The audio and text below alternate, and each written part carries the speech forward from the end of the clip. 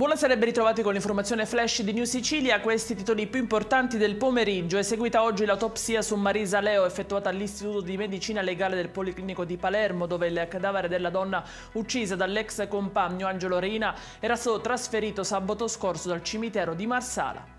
Si sono aggravate ulteriormente le condizioni di Matteo Messina Denaro, ricoverato nella cella per detenuti all'ospedale San Salvatore dell'Aquila. Il boss ha subito un intervento l'8 agosto scorso per un'occlusione intestinale. I medici sono però preoccupati per il tumore al colon in uno stadio avanzato.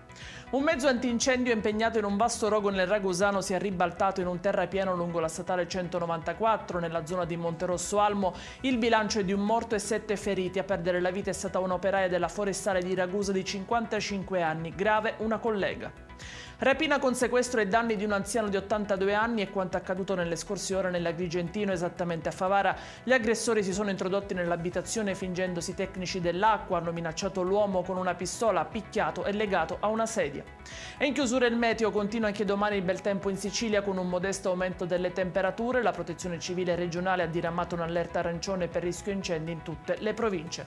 I dettagli su queste notizie li trovate sul nostro sito www.newsicilia.it e sui nostri canali social. Arrivederci e a domani.